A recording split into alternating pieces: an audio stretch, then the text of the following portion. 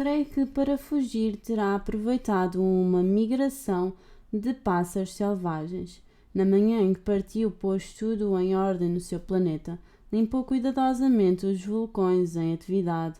Possuía 2 vulcões em atividade, o que dava muito jeito para aquecer o pequeno almoço. De manhã, tinha também um vulcão extinto, mas, como costumava dizer, nunca se sabe. Portanto, limpou igualmente o vulcão extinto. Se forem bem limpos, os vulcões ardem devagar e de forma regular, sem erupções.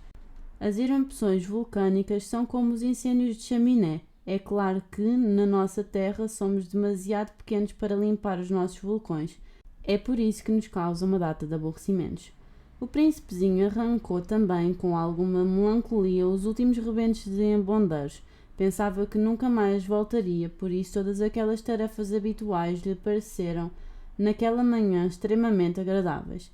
E quando regou pela última vez a flor e se preparou para a proteger com a sua redoma, percebeu que tinha vontade de chorar. Adeus, disse à flor. Mas ela não lhe respondeu.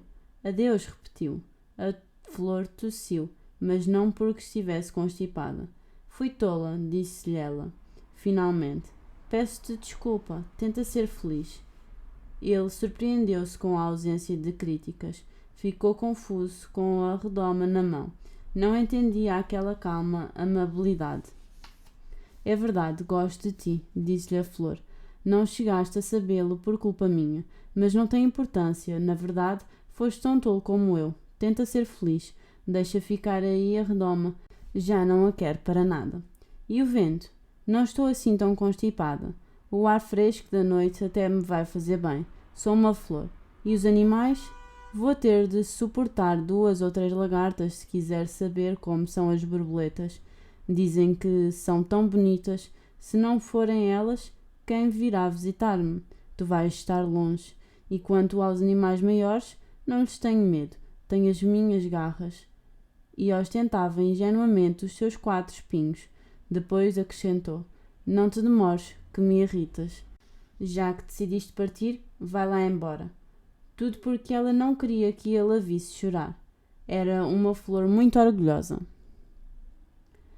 Encontrando-se na região dos asteroides 325, 326, 327, 328, 329 e 330, começou então por visitá-los para arranjar uma ocupação e se instruir. O primeiro era habitado por um rei. O rei, vestido de púrpura e erminho, estava sentado num trono muito simples, mas majestoso. Ah, cá está um súbdito! Exclamou o rei ao avistar o príncipezinho. E o príncipezinho interrogou-se. Como é que ele pode saber quem eu sou se é a primeira vez que me vê? Ele não sabia que, para os reis, o mundo é muito simples. Todos os homens são súbditos. Aproxima-te para eu te ver melhor, disse o rei, muito orgulhoso por ser finalmente rei de alguém. O príncipezinho olhou à sua volta à procura de um sítio para se sentar, mas o planeta estava todo ocupado com o magnífico manto de arminho. Por isso ficou de pé. E como estava cansado, bocejou. É contrário à etiqueta bocejar na presença de um rei, disse o monarca. Proíbe de o fazeres. Não consigo conter-me, respondeu o príncipezinho muito atrapalhado. Fiz uma grande viagem e não dormi. Então, disse-lhe o rei, ordeno-te que bocejes. Há muitos anos que não vejo ninguém a bocejar. Para mim, os bocejos são uma raridade. Vá, boceja outra vez. É uma ordem. Agora sinto-me intimidado. Já não consigo, disse o príncipezinho muito corado. Muito bem, respondeu o rei.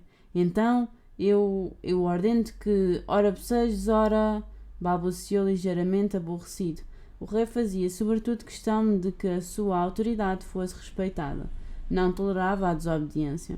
Era um monarca absoluto, mas, como era muito bondoso, dava ordens razoáveis. Se eu ordenasse, dizia ele habitualmente, se eu ordenasse a um general que se transformasse numa ave marinha e ele não me obedecesse, a culpa não era do general. A culpa era minha. Posso sentar-me? Perguntou timidamente o príncipezinho. Ordeno-te que te sentes, respondeu-lhe o rei, recolhendo majestosamente uma aba do seu manto de arminho. Mas o príncipezinho estava intrigado. O planeta era minúsculo. Sobre quem poderia ele reinar? Vossa Majestade, disse-lhe, peço desculpa de vos interrogar. Ordeno-te que me interrogues. apressou-se a responder o rei. Vossa Majestade, sobre quem reinais? Sobre tudo, respondeu-lhe o rei, com uma grande simplicidade. Sobre tudo? Com um gesto discreto, o rei indicou o seu planeta, os outros planetas e as estrelas. Sobre tudo isto? Perguntou o príncipezinho. Sobre tudo isto, respondeu o rei. Porque não era apenas um monarca absoluto, era também um monarca universal. E as estrelas obedecem-vos? Claro que sim, obedecem imediatamente. Eu não tolero indisciplina. O príncipezinho ficou maravilhado com o poder do rei. Se ele próprio tivesse tal poder, poderia ter assistido ao pôr do sol não 44, mas 72 ou 100 ou 200 vezes no mesmo dia, sem nunca precisar de deslocar a cadeira. E como se sentia um pouco triste por se lembrar do seu pequeno planeta abandonado, atreveu-se a fazer um pedido ao rei. Queria tanto ver um pôr do sol. Fazei-me essa vontade. Ordenai ao sol que se ponha. Se eu ordenasse a um general que voasse de flor em flor, como uma borboleta, ou que escrevesse uma tragédia, ou que se transformasse em uma ave marinha, e se ele não cumprisse a ordem recebida, quem teria a culpa? Eu ou ele? Seria Vossa Majestade, disse com segurança o príncipezinho. Pois era, é preciso exigir de cada um aquilo que cada um pode dar, continuou o rei. A autoridade assenta antes de mais na razão. Se ordenares ao teu povo que se atire ao mar, ele fará uma revolução. Eu tenho o direito de exigir obediência porque as minhas ordens são razoáveis. Então e o meu pôr do sol? Lembrou o príncipezinho que nunca esquecia uma pergunta depois de a ter feito. Traz o teu pôr do sol, exigi-lo-ei, mas de acordo com a minha arte de governar, esperarei que as condições sejam favoráveis. E quando é que vai ser isso? Quis saber o príncipezinho. Ora bem, respondeu-lhe o rei, consultando um enorme calendário. Vai ser vai ser esta noite pelas 7h40. E vais ver como todos me obedecem. O príncipezinho bocejou. Tinha pena de não poder ver o seu pôr do sol. E também já começava a aborrecer-se um pouco. Já não tenho mais nada a fazer aqui, disse ao rei. Vou-me embora. Não vás, suplicou o rei, que estava tão orgulhoso por ter um súbdito. Se ficares, faço-te ministro. Ministro de quê? Da justiça. Mas não há ninguém para julgar. Nunca se sabe, disse-lhe o rei. Ainda não dei a volta inteira ao meu reino. Estou muito velho. Não tenho espaço para uma carruagem e a andar canso-me. Oh, mas eu já vi, exclamou o príncipezinho, inclinando-se para deitar uma olhadela ao outro lado do planeta. Não há ninguém do outro lado. Então terás de te julgar a ti próprio, respondeu-lhe o rei. É o mais difícil. É muito mais complicado julgarmos-nos a nós próprios do que julgarmos os outros.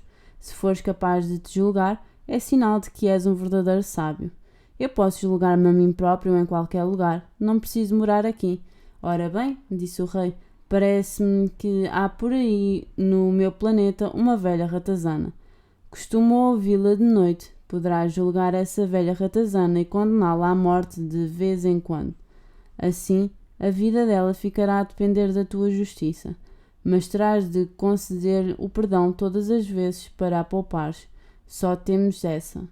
Eu, respondeu o príncipezinho, não seria capaz de condenar ninguém à morte, e parece-me que está na altura de me ir embora. Não vás, disse o rei. Apesar de já ter terminado os preparativos para a partida, não quis magoar o velho monarca. Se Vossa Majestade deseja ser obedecido prontamente, deveria dar-me uma ordem razoável, ordenar-me, por exemplo, que me vá embora em menos de 1 minuto. Parece-me que as condições são favoráveis. Como o rei não respondeu, o príncipezinho primeiro hesitou e depois, com um suspiro, foi-se embora. Faço-se meu embaixador, apressou-se o rei a gritar, com um ar muito autoritário. As pessoas crescidas são muito estranhas, disse para si próprio o príncipezinho durante a sua viagem.